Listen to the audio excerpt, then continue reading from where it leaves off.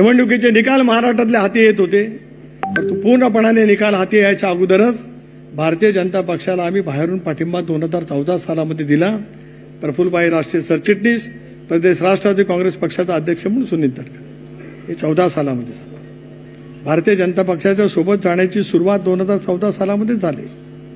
त्याच्या आधी मला आठवतंय 2009 सालामध्ये शिवसेनेबरोबर जावं की काय याची सुद्धा चर्चा त्या कालावधीमध्ये सुरू होती.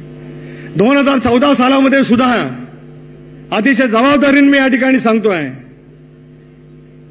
16 भारतीय जनता पक्षाने 16 जागा लढवायच्या, शिवसेने 16 जागा लढवायच्या, राष्ट्रवादी काँग्रेस पक्षाने सुद्धा 16 जागा लढवायच्या, अशी सुद्धा भारतीय जनता पक्षाच्या नेतृत्वाने त्यावेळेला होकार दिला होता. आपल्या नेतृत्वाने सुद्धा ठरवलं होतं, पण समीकरणं बदलली, ते येऊ शकलं नाही. दॅट डिड नॉट मटेरियलाइज, ते होऊ शकलं नाही प्रत्यक्षामध्ये. आणि मग 2014 सालामध्ये आपण सर्वांनी म्हणून पाहिलं, महाराष्ट्रामध्ये त्यावेळेला नरेंद्र मोदींच्या नेतृत्वाखाली स्वर्गीय बाळासाहेब ठाकरेंच्या नव्हते त्यावेळेला, पण त्या संबंध कालखंडामध्ये फार मोठं यश भारतीय जनता पक्षाने शिवसेनेला त्या कालावधीमध्ये मिळालं.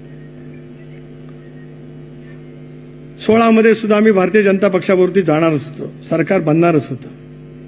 मंत्री, राज्यमंत्री, पालकमंत्री खाती 2019 सालातल्या लोकसभेच्या जागेचं वाटप सुद्धा ठरलं होतं.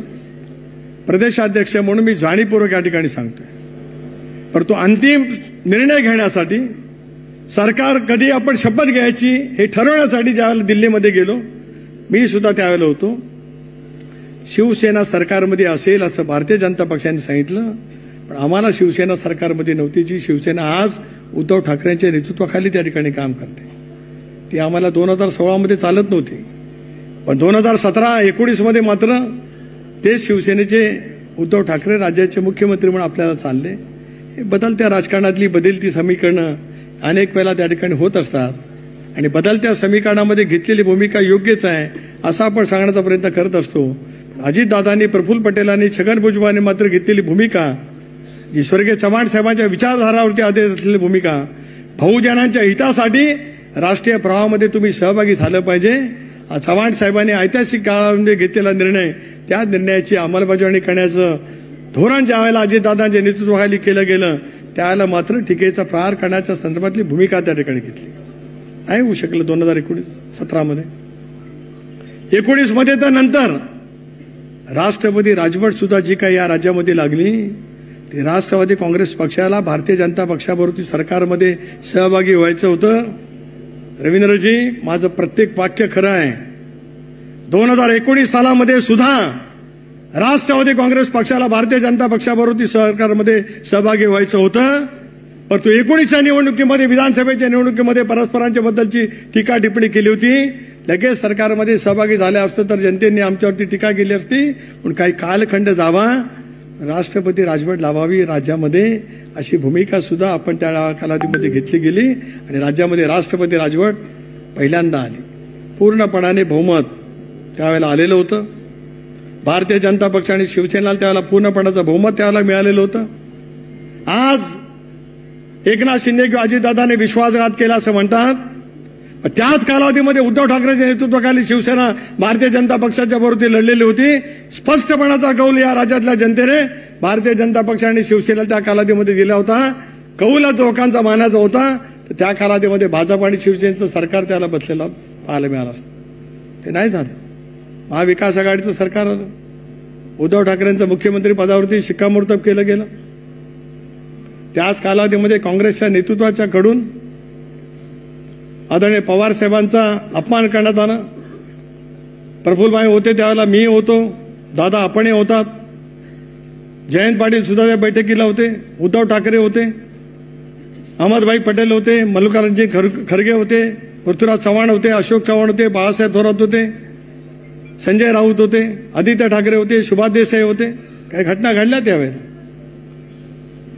स्वाभाविकपणाने अजितदादांच्या स्वाभिमानाला धक्का त्या कालावधीमध्ये बसला, आणि दुसऱ्या दिवशी शपथ त्या ठिकाणी झाली. पण याचा अर्थ असा नव्हे की एका रात्रीमध्ये घेतला गेला निर्णय. त्याच्या अगोदर भारतीय जनता पक्षाच्या विरोधी सरकार स्थापन करायचं आहे. मी असेन, प्रफुल्लभाई असतील, दादा, आम्हाला मोजक्या मंडळींना माहिती सांगितलं गेलं. भुजबळ साहेब, मुश्रीफ साहेब, दिलीप वळसे पाटील साहेब इतर काही नेते मंडळींना सांगण्यात आलेलं होतं की आपल्याला शिवसेनेबरोबर सरकार स्थापन करायचं. एकाच वेळेला दोन्ही मार्ग चालूच होते. जे घडलं त्या दिवशी नेहरू सेंटरमुळे, त्याच्यामुळे दादा त्यावेळेला त्यांच्या स्वाभिमानाला धक्का त्यावेळेला बसला आणि त्याच्यातून ते सरकार त्या कालावधीमध्ये आलं. त्याच्यानंतर काय घडलं आपण सर्वांनी मिळून पाहिलं. त्या प्रत्येक गोष्टीवरती मला सांगण्याची काही आवश्यकता या ठिकाणी असं मला वाटत नाही. दादा, योग्य पद्धतीचा निर्णय आपण सर्वांनी म्हणून त्या कालावधीमध्ये घेतला. असं काही घडलं नाही, एका दिवसामध्ये तो निर्णय झाला नाही. 22 मध्ये सुद्धा ज्यावेळेला एकनाथ शिंदेनी त्यांचे आमदार घेऊन ज्यावेळेला गुवाहाटीमध्ये गेले, त्याला राष्ट्रवादी काँग्रेस पक्षाच्या सर्व आमदारांनी, आज जयंत पाटील त्या ठिकाणी आहेत, जे सहकारी आज शरदचंद्र राष्ट्रवादी काँग्रेस पक्षामध्ये आमदार आहेत, या सर्वांसहित 53च्या 53 आमदारांनी एक पत्र लिहून भाजप प्रणित सरकारमध्ये आम्ही सहभागी झालं पाहिजे असा पवार साहेबांना कळवलं. आणि पवार साहेबांनी कमिटी नेमली. प्रफुल्लभाई पटेल, अजितदादा आणि जयंत पाटील यांची भारतीय जनता पक्षाबरोबर सत्तेमध्ये सहभागी होण्यासाठी वाटाघाटी करण्यासाठी. याचा अर्थ परवानगी दिली गेली होती. सत्तेमधला सहभाग काय काळाचा काय अजितदादांनी 3 जुलैला काहीतरी वेगळा निर्णय घेऊन काय त्या ठिकाणी केला असं म्हणण्याचं काही कारण त्या ठिकाणी असू शकत नाही. हे का मी आपल्याला या निमित्ताने सांगू इच्छितो आहे. 99 सालामध्ये राष्ट्रवादी काँग्रेस पक्षाची स्थापना झाल्याच्यानंतर ज्या पद्धतीने प्रचंड टीका त्या कालावधीमध्ये झाली, आज ज्यावेळेला लोकसभेच्या निवडणुकीला आपण सगळेजण सामोरं गेलो, जरूर एकच जागा त्या ठिकाणी आली. अजितदादा, तुमचे मला मनापासून या ठिकाणी अभिनंदन करायचं आहे. नेता कसा असावा लागतो, कसा नेता मोठ्या मनाचा असावा लागतो. पत्रकार परिषदेमध्ये त्यांनी सांगितलं, या लोकसभेच्या निवडणुकीच्या पराजयाची जबाबदारी मी पूर्णपणाने स्वीकारतोय. कारण ती जबाबदारी आमच्या सर्वांचीच आहे. एकटा पराजय अजितदादांचा नाही. पराजय झाला असेल तर राष्ट्रवादी काँग्रेस पक्षाच्या सर्वांचाच. देशामध्ये वेगळं वातावरण होतं, राज्यामध्ये वेगळं वातावरण होतं, संविधानाच्या वतीमध्ये वेगवेगळ्या पैसा नॅरेटिव्ह त्या ठिकाणी सेट करण्यात आलेला होता. अल्पसंख्याक समाजामध्ये वेगवेगळं वातावरण त्या ठिकाणी निर्माण झालेलं होतं. आदिवासी बांधव पूर्णपणाने आपल्यापासून त्या ठिकाणी दूर गेला होता. आणि महाराष्ट्राच्या इतिहासात पहिल्या प्रथमच समाजामध्ये अंतर निर्माण करत निवडणुका त्या ठिकाणी लढल्या गेल्या. हे विदारक सत्य आणि चित्र या महाराष्ट्रामध्ये लोकसभेच्या निवडणुकीच्या निमित्ताने तुम्ही आम्ही सर्वांनी अनुभवलेलं. एका गोष्टीचं शल्य आणि दुःख वाटलं. स्वर्गीय चव्हाण साहेबांची संस्कृतीचे विचारधारेचे वारसदार आम्हीच आहोत असा दांडोरा पिटणारे काही मंडळी या लोकसभेच्या निवडणुकीमध्ये सोशल मीडियाच्या माध्यमातून आणि अनेक वेळेला राष्ट्रीय नेतृत्वाच्या उपस्थितीमध्ये ज्यावेळेला जाहीर प्रचाराच्या सभा व्हायच्या, त्यावेळेला 4थ्या श्रेणीवरती काम करणाऱ्या कार्यकर्ते आणि कार्यकर्ते भगिनींच्याकडून अजितदादांच्या बद्दलची केली गेलेली वक्तव्य अत्यंत क्लेशकारक त्या ठिकाणी होती. मला कळू शकलं नाही, चव्हाण साहेबांच्या विचाराचे वारसदार असणाऱ्या म्हणणाऱ्या पक्षाच्या माध्यमातून अशा पैकी टीकाटिप्पणी ज्याला केली जात होती, टीकाटिप्पणी व्हावी, सिद्धांतावरती आधारित व्हावी, धोरणावरती आधारित होऊन व्हावी, अन्य काही बाबतीमध्ये करून व्हावी. अरे तुरे करत. पण दादा, आज या लोकसभेच्या निवडणुकीमध्ये केवळ एक जागा जरी मिळालेली असली तरी सुद्धा आज महाराष्ट्रातल्या कार्यकर्त्यांचा आत्मविश्वास जराही कमी झाला नाही. याचा आज साक्षीदार षण्मुखानं आलाय. याचा मला मनापासून आनंद अभिमान या ठिकाणी वाटतोय. एका निवडणुकीतून कधी परिमाण बदलली जात नसतात. राजकारणामध्ये वेगवेगळ्या निवडणुका वेगवेगळी समीकरणे घेऊन येत असतात. यावेळची लोकसभेची निवडणूक सुद्धा वेगळं समीकरण घेऊन त्या ठिकाणी आली. देश पातळीवरती वेगळी समीकरणे घडलेली पाहायला मिळाली. राज्य पातळीवरती सगळी समीकरणे घडलेली पाहायला मिळाली. विदर्भामध्ये वेगळी समीकरणं, मराठवाड्यामध्ये वेगळी, पश्चिम महाराष्ट्रामध्ये वेगळी, उत्तर महाराष्ट्रामध्ये वेगळी, कोकणामध्ये वेगळी, मुंबईमध्ये वेगळी. 6 टप्प्यामध्ये या लोकसभेच्या निवडणुकीला ज्यावेळेला आपण सामोरं गेलो, त्याला प्रत्येक टप्प्यागणिक वेगवेगळी समीकरणं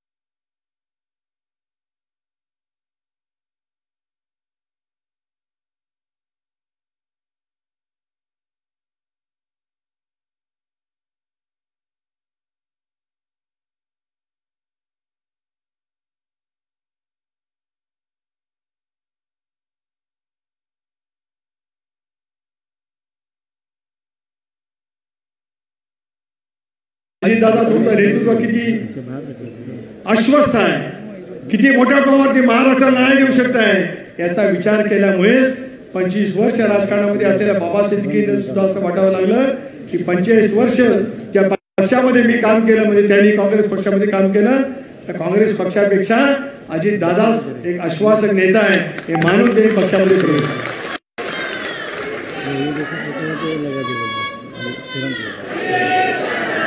बॅरिस्टर अंतुलेंचं मुख्यमंत्रीपद अनेकांनी अनुभवलेलं आहे आणि अंतुले साहेबांचा मुख्यमंत्रीपद म्हणून सांगितलं की यावेळच्या निवडणुकीची परिमाणे वेगळी होती. आज आपल्याला विधानसभेच्या निवडणुकीला त्या ठिकाणी सामोरं जायचं. का आपण अनुभवलं? प्रफुल्लभाई, आम्ही कधी दिल्लीमध्ये आलो, साहेब होते, तुम्ही होते, दिल्लीचं सगळं तुम्ही त्या ठिकाणी पाहत होता. या गोष्टीचा भुजबळ साहेब आपल्याला अभिमान वाटतोय. ज्या वेळेला परवा आपण सेंट्रल हॉलमध्ये होतो, तुम्ही पण होतात, मी पण होतो, प्रफुल्लभाई पण होते, इंडियाचे सगळे घटक पक्ष सेंट्रल हॉल, ज्याला आता संविधान सदन म्हणून आता त्या ठिकाणी नाव दिलं गेलेलं आहे, त्या सेंट्रल हॉलमध्ये व्यासपीठावरती माननीय पंतप्रधान महोदय होते, त्यांच्या उजव्या बाजूला चंद्राबाबू होते, त्याच्या पुढे नितीश कुमारजी होते, त्यांच्या उजव्या बाजूला राजनाथ सिंगजी होते, अमित भाई होते आणि त्यांच्या बाजूला तुमचे आणि माझे नेते अजितदादा बसलेले होते उभ्या देशाने त्या ठिकाणी.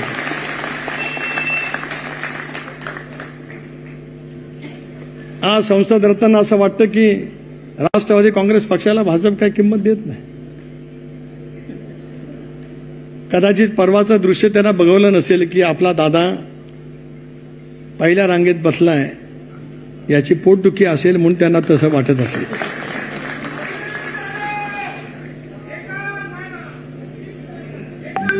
काल सुद्धा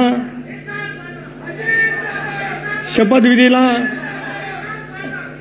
वेगवेगळ्या राष्ट्रांचे राष्ट्राध्यक्ष आले होते, पंतप्रधान आले होते, त्यांचे प्रमुख आलेले होते. आम्ही गेलो होतो सगळेजण.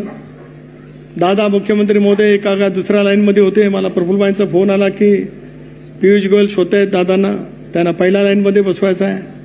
हे मी का सांगतोय? कोणीतरी असं म्हटलं आहे की दिल्लीमध्ये तसं नाही आहे, दिल्लीमध्ये लाचारी करण्याचा प्रश्न त्या ठिकाणी येतच नाही.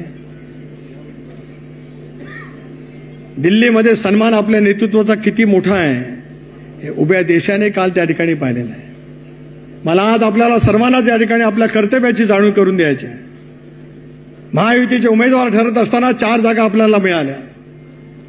आघाडीचं राजकारण ज्याला निवडणूक पूर्व ठरत असतं त्यावेळेला प्रत्यक्षात कोणा पक्षाच्या जागा किती आहेत हे त्या ठिकाणी समीकरण होत असतं.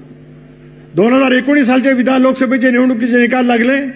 राष्ट्रवादी काँग्रेस पक्षाला केवळ 4 जागा मिळाल्या, काँग्रेस पक्षाला 1 जागा मिळाली, एमआयएमला 1 जागा मिळाली. 42 जागांच्या वरती भारतीय जनता पक्ष आणि शिवसेना त्या ठिकाणी निवडून आला.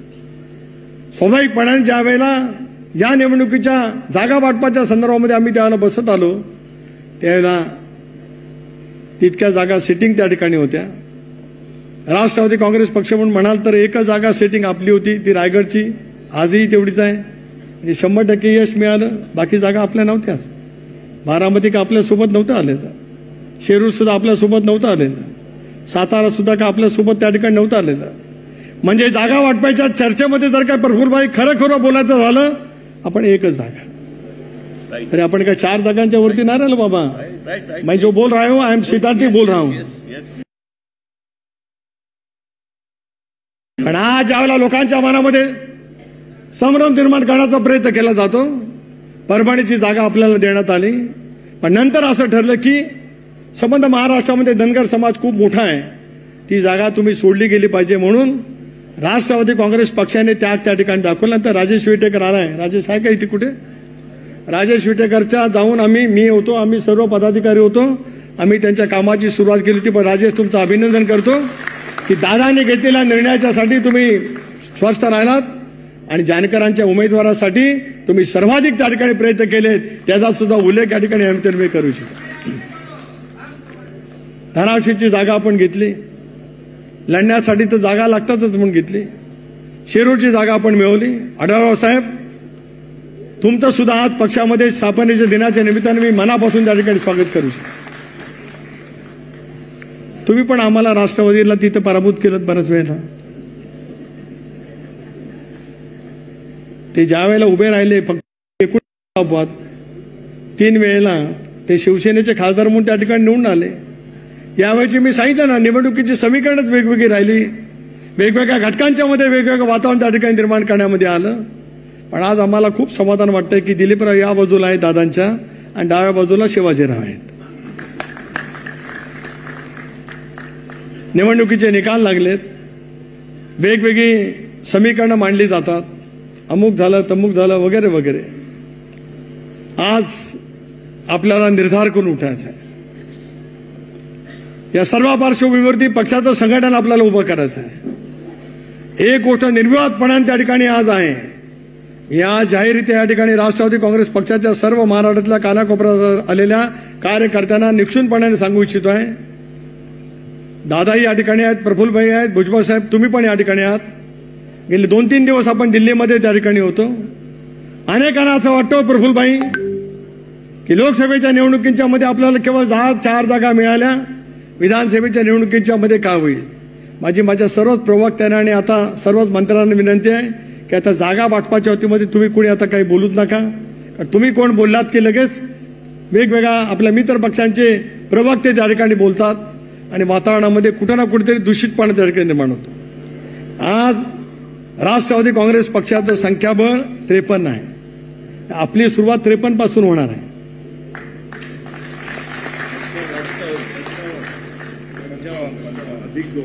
त्रेपन्न अधिक 2 55 आणि अजून 2-3 तुमच्या सोबत आहेतच दादा, म्हणून ते खोडके तिकडे बसलाय. त्यामुळे ते तुम्ही 55-57 पर्यंत जाल आणि त्याच्यानंतर मग ती पुढची वाटचाल जी काय आहे ती, त्याच्यापेक्षा मी अधिक शब्दप्रयोग या ठिकाणी करू इच्छित नाही. त्यामुळे विधानसभेच्या निवडणुकीच्या निमित्ताने आपल्याला महायुतीच्या माध्यमातून त्या ठिकाणी सामोरं जायचं आहे. आणि मला विश्वास आहे की अनेक वेळेला अनेक परिमाणं त्या ठिकाणी मांडली जात असतील. आणि मागेच मी या ठिकाणी षण्मुखांमध्ये बोललो होतो आणि आजही दुरुक्त या ठिकाणी करतोय. नवीन अजित पर्व या महाराष्ट्रामध्ये सुरू आहे.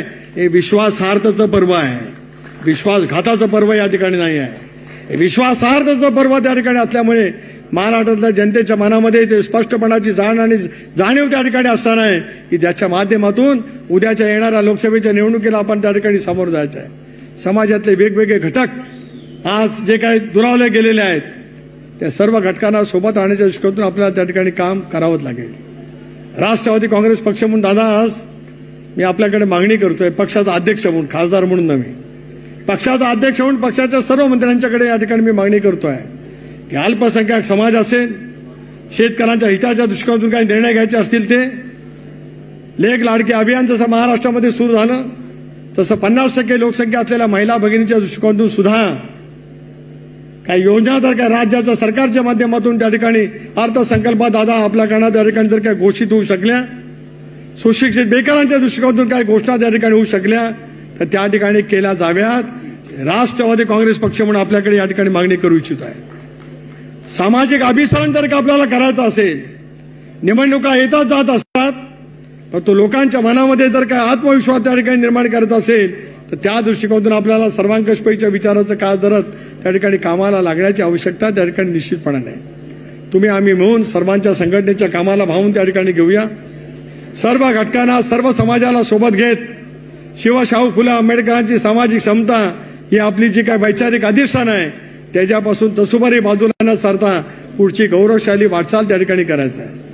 आज ब्रीदवाक्य आपल्याला सर्वांच्या समोर त्या ठिकाणी घ्यायचं आहे, एकच लक्ष विधानसभा क्षेत्र. काल नरेंद्र मोदी साहेबांच्या मंत्रिमंडळात स्थापन झालं. स्वाभाविकपणाने आपल्याला वाटत होतं की आपल्याला त्या ठिकाणी स्थान मिळावं. वर्तमानपत्रातून, काल वाहिन्यातून वेगवेगळ्या बातम्या त्या ठिकाणी प्रसारित व्हायला लागल्या. अनेकांना देव पाण्यात बुडूनच बसले होते.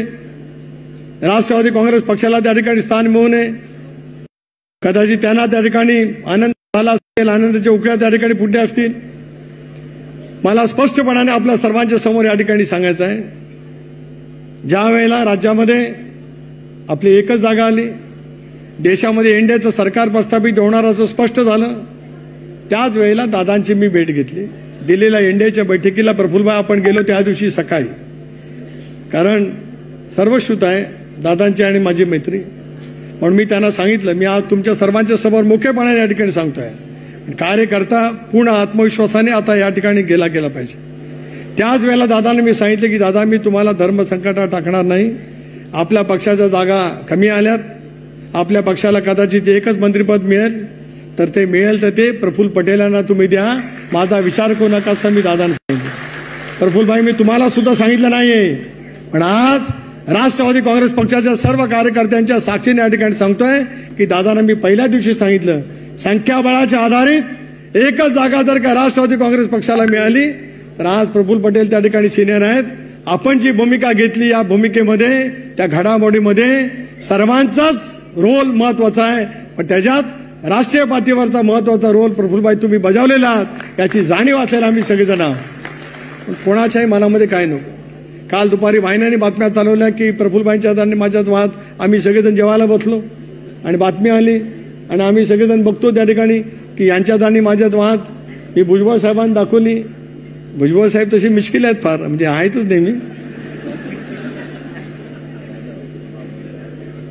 ती बातमी त्यांना दाखवली, धनंजय मुंडे पण होतेच बाजूला. ती दाखवल्याच्या नंतर त्यांच्या शैलीत काय बोलायचं तिथे बोलले, कारण ती भुजबळ शैली आहे. ते आता आपण नंतर इथं बघणार आहोत, कारण त्यांची शैली अशी असते. त्यांचं भाषण ऐकण्यापेक्षा बघण्यासाठी येणाऱ्यांची संख्या आणि अशी पण असते. एखादी शेरोशायरी सुद्धा होऊ द्या माझ्यासाठी, म्हणजे परत मी तुमची स्टाईल करणार नाही. गमतीचा भाग सोडा.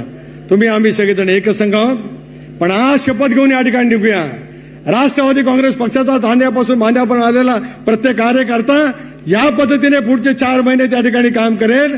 एकच लक्ष विधानसभा क्षेत्र हे घेऊनच आपल्याला पुढची वाटचाल त्या ठिकाणी करायचं आहे. होय आम्हाला सप्रमाण दाखवायचं आहे, स्ट्रायकिंग रेट त्या ठिकाणी दाखवायचा आहे. ऑक्टोबर महिन्यामध्ये महाराष्ट्राच्या विधानसभेचे निवडणुकीचे निकाल ज्याला जाहीर होतील, राष्ट्रवादी काँग्रेस पक्षाने सर्वाधिक चांगल्या जागा त्या ठिकाणी मिळवलेल्या आहेत. हे चित्र महाराष्ट्रामध्ये अजितदादांच्या नेतृत्वाखाली आपल्याला प्रस्थापित करायचं आहे. या जिद्दीने पुढची वाटचाल करण्यासाठी आपण सर्वांनी म्हणून त्या ठिकाणी काम करावं. मी फक्त प्रफुल्लभाई सही करण्यापुरता लोकसभेच्या अधिवेशनाला येणार आहे. माझा कार्यक्रम मी उद्या ठरवणार आहे. दादा आयुष्यभर मंत्रालयात खूप काम तुम्ही करत आलात. 19 सालापासून सरकार जाईपर्यंत पहिले 2.5 वर्ष तुम्हीच मंत्रालयात चालवलं. तर काही माणसं मंत्रालयातच नव्हती आली. खरं आहे ना? काय खोटं नाही काय बोललं. हेच फिरत होते ना मंत्रालयामध्ये, दुसरं काय.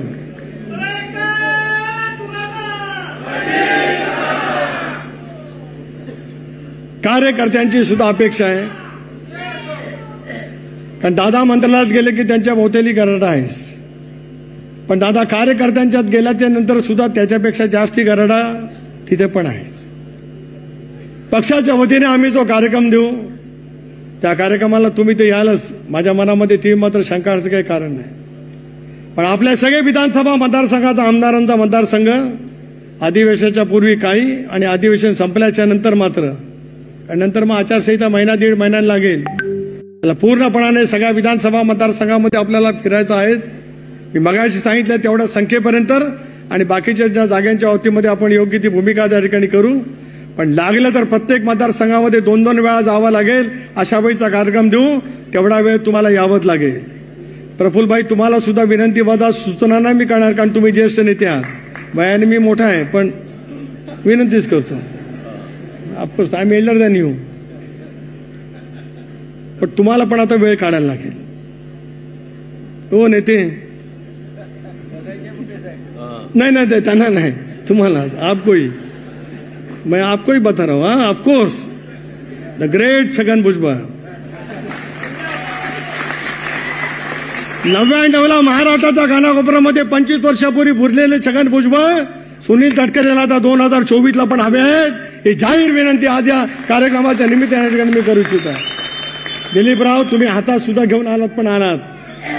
सगळ्या सभागृहामध्ये सुद्धा असं वाटलं की नाही पक्षाचे सगळे नेते आहेत. मुशीफ साहेब तुम्ही सुद्धा, आणि बोल करायला धनंजय मुंडे, विदर्भापासून ते सगळीकडे आपण हल्लाबोल सगळ्या जिल्ह्यामध्ये केलं. तुम्हालाही धनंजय मी सांगतोय, आता सुट्टी नाही. सर्दी झालं, पडसं झालं, आम्ही ऐकणार नाही. नाही म्हणजे नाही. पूर्ण वेळ काम करा. तुमच्या मंत्रिपदाचं जे आहे ते सगळ्याच मंत्र्यांना सांगतो मी. म्हणजे मुश्रीफ साहेब तुम्ही पण, तुम्ही म्हणाल कोल्हापूर नाही, कोल्हापूर पुरता. तुम्ही काय कोल्हापूरचे फक्त नेते नाही आहात, तुम्ही महाराष्ट्राचे नेते आहात. तुम्हालाही फिरायला पाहिजे. तुम्हालाही उत्तर महाराष्ट्र आहेच, तुम्हालाही महिला अध्यक्ष आहेच. आपको भी बाबा वो जिसान का मतदारसंघ नहीं देखने का खाली. हा कुठेतरी पडलं म्हणून परत काहीतरी मला कारण सांगायला मैं तो नाही सुनू का अभी आपका. पक्षाचा अध्यक्ष म्हणून जे जे सांगितलं जाईल ते प्रत्येकाला पाळावं लागेलच. अगदी देविदास पेंगे तुमच्या सही सुद्धा. आमदार तर आपापल्या मतदारसंघामध्ये असतीलच. तुम्ही आता आमदार महोदय, आमदार तुम्ही तुमच्या मतदारसंघाची काळजी घ्याच, कारण तुम्ही सुद्धा सगळे पॉवरफुल आहात. कोणतरी म्हणते सगळ्या आमदारांच्या मतदारसंघामध्ये नवीन नेतृत्व तयार करणार आहोत. कोणीतरी मुदत दिले 15 दिवसाची. अरे 15 दिवसाची नाही तर कसली द्या. तुमच्या मुदतीला कोण भीक घालत नाही. राष्ट्रवादीचा प्रत्येक आमदार अजितदादांच्या विचाराशी त्या ठिकाणी जोडला गेलेला आहे.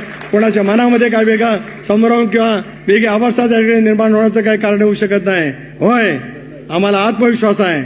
महाराष्ट्रामध्ये ज्यावेळेला ऑक्टोबर महिन्यामध्ये विधानसभेच्या निवडणुकीचे निकाल लागतील, त्याला घड्याळाचा गजरच चांद्यापासून बांध्यापर्यंत आपल्याला ऐकायला मिळेल. याच्यात माझ्या मनामध्ये शंकाचं काही कारण नाही. महायुतीमध्ये आपल्याला समन्वय ठेवायचा आहे. मित्र पक्षामध्ये सुद्धा समन्वय ठेवायचा आहे. आपसांच्या मध्ये गैरसमज निर्माण होणार नाहीत याची खबरदारी घेऊनच आपल्याला त्या ठिकाणी वाटचाल करायची आहे. पण दादा, मला विश्वास आहे, या वर्षी ज्यावेळेला तुम्ही अर्थसंकल्प मांडाल, यावेळेला तुम्ही ज्यावेळेला अर्थसंकल्प मांडाल, मध्य प्रदेशचे माजी मुख्यमंत्री शिवराज सिंग चौहान 9 लाख मतांनी निवडून आले. किती मतांनी? 9 लाख मतांनी निवडून आले. महिलांच्यासाठी त्याने जी एक योजना दिली, त्यामुळे अख्ख्या मध्य प्रदेशमध्ये भारतीय जनता पक्षाला यश मिळालं. दादा, तुम्ही अशी महिलांच्यासाठी योजना द्या की तुमच्या नावाने अख्खा महाराष्ट्र महायुतीला त्या ठिकाणी 200 पेक्षा जागा निर्माण करा. आणि महाराष्ट्रातल्या कानाकोपऱ्यामधला जो काही तरुण वर्ग आहे, तरुणाई जी आहे, जी सुशिक्षित आहे, त्या तरुणाईला सुद्धा दादा तुम्ही अशी ताकद द्या, या संबंध तरुणाईला सुद्धा असं वाटेल घड्याळ तेच वेळ नवी, नवीन अजित पर्व, त्या नवीन अजित पर्वाच्या पाठीमागे उभं राहिलं पाहिजे असं आश्वासक तरुणांच्या मनामध्ये निर्माण करण्याचं का तुम्ही त्या ठिकाणी करावं, एवढी नम्रतेची विनंती या ठिकाणी करतो. अल्पसंख्याक समाज, आंबेडकरी चळवळीवरती श्रद्धा असणारा समाज, आदिवासी बांधव यांच्या मनामधला सुद्धा एक आत्मविश्वास महायुतीकडे, राष्ट्रवादी काँग्रेस पक्षाकडे निर्माण अधिक आकर्षित करण्याच्या दृष्टिकोनातून सुद्धा असंख्य योजना तुम्ही त्या ठिकाणी कराल असा विश्वास या ठिकाणी व्यक्त करतो. हे सगळं काय होईल तुमच्यापासून माझी अपेक्षा आहे. बूथ रचना, कार्यकर्त्यांनी झोकून देऊन काम करणं. पक्षासाठी 3 महिने द्या, मग पुढचे 5 वर्ष कसे आहेत ते आपण बघू, नक्कीच बघू. आणि आज ही सांगतो मी की अनेक वेळेला दादा असं होतं की निवडणुकीच्या वेळेला कार्यकर्त्यांना आपण राबवतो, ते राबतात, पक्षाचं सत्ता यावी म्हणून त्या ठिकाणी काम करत असतात आणि सत्ता आल्याच्या नंतर त्यांच्याकडे दुर्लक्ष होतं.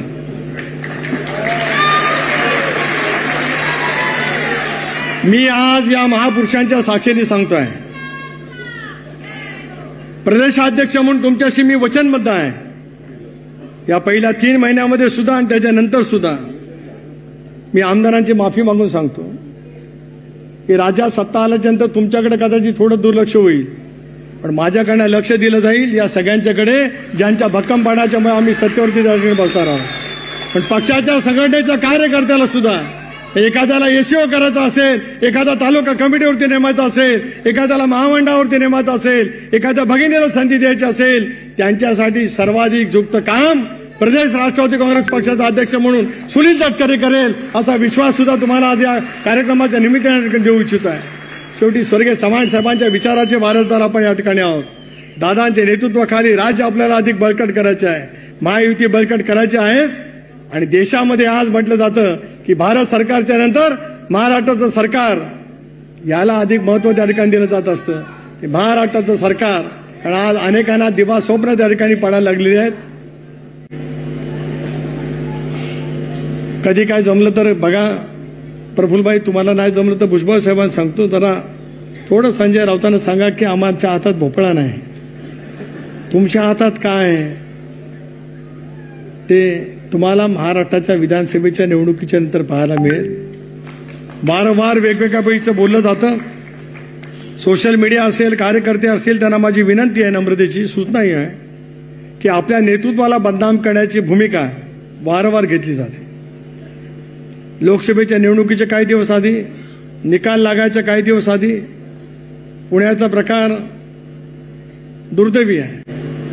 अनेक ठिकाणी दुर्दैवी घटना घडत असतात. त्याच्याबद्दलची चौकशी झाली पाहिजे. अगदी न्यायालयीन चौकशी कोणाला करायची असेल ती करा. इतरही बाबतीत जे काय कठोर कारवाई करायची असेल ती करा. सर्वाधिक बदनामी करण्याचं काम ज्यावेळेला दादांच्या बद्दलचं केलं जातं आणि नेतेच म्हणतात की पालकमंत्री कुठे आहेत, ज्या पालकमंत्र्यांनी पुण्याची अविरत सेवा कोविडमध्ये केली ते कुठे आहेत असा प्रश्न ज्यावेळेला काही रत्न स्वतःला म्हणणारे करतात, त्याचं वैषम्य माझ्यासारखा कार्यकर्त्याला त्या ठिकाणी वाटतं. दादांच्या मेहनतीला या महाराष्ट्रात नव्हे तर देशात त्या ठिकाणी तोड नाही. इतक्या पद्धतीने मेहनत घेणार नेतृत्वाच्या बद्दल, कार्यक्षमतेबद्दल प्रश्नचिन्ह ज्याला निर्माण करण्याचा प्रयत्न केला जातो त्याला कार्यकर्ते म्हणून त्याचं उत्तर देण्याची जबाबदारी आपली सर्वांची येते. पुढच्या कालावधीमध्ये महिलांच्यासाठी असतील, युवकांच्यासाठी असतील, विद्यार्थ्यांच्यासाठी असतील, वेगवेगळे आपले सगळे सेल आहेत. सेलचे अध्यक्ष सुद्धा व्यासपीठावर त्या ठिकाणी बसलेत. आता तुम्हाला जसं नेमलंय तसं तुम्ही काय काम केलं त्याची सुद्धा अकाउंटेबिलिटी आपल्याला द्यावी लागेल. ती घेण्याचं काम सुद्धा अविरतपणे त्या ठिकाणी घेतलं जाईल. एवढंच आपल्याला या प्रसंगी या ठिकाणी सांगतो. आणि सर्वांनी मिळूनच हे रौप्य महोत्सवी वर्ष आपण अशा पद्धतीने साजरं करूया की रौप्य महोत्सवी वर्ष संपून 26व्या ज्यावेळेला आपण याच षण्मुखान हॉलमध्ये साजरा करू 2025 सालातला, त्यावेळेला दादांच्या नेतृत्वाखाली भव्य दिव्य यश मिळवत संबंध महाराष्ट्रामध्ये नव्हे देशामध्ये राष्ट्रवादी काँग्रेस पक्ष, मला विश्वास आहे की आगामी येणाऱ्या काही विधानसभेच्या निवडणुकीमध्ये सुद्धा जसं आज अरुणाचलमध्ये दादांच्या नेतृत्वाखाली प्रफुल्लभाई तुम्ही त्या ठिकाणी प्रयत्न केलेत. 3 आमदार आपले निवडून आले. 1 आमदार आपले फक्त 2 मतांनी पडले. 1 आमदार 200 मतांनी पडले आणि 2 नंबरला आपले त्या ठिकाणी होते. त्यामुळे जो राष्ट्रीय दर्जा आपला गेलेला आहे, आधी गेलाय, आता नाही, आधीच गेला होता एकत्रित असताना, तो राष्ट्रीय दर्जा पुन्हा एकदा अजितदादांच्या नेतृत्वाखाली या देशामध्ये मिळवण्यासाठी तुम्ही आम्ही सगळेजण सज्ज व्हावं. पुन्हा एकदा या वर्धापन दिनाच्या मनपूर्वक हार्दिक शुभेच्छा देत असतानाच केवळ दादांचं नेतृत्व तर बळकट करायचं आहेच, राष्ट्रवादी काँग्रेस पक्ष म्हणून यशस्वीपणाने महाराष्ट्रामध्ये वाटचाल करण्यासाठी आपण सर्वांनी मिळून त्या ठिकाणी पूर्ण झोकून देऊन त्या ठिकाणी काम करावं अशी नम्रतेची विनंती करतो. प्रचंड संख्येने आपण या ठिकाणी आलात याच्याबद्दल आपल्या सर्वांच्या अंतःकरणापासून आभार या ठिकाणी मानतो आणि थांबतो. जय हिंद, जय महाराष्ट्र, जय राष्ट्रवादी.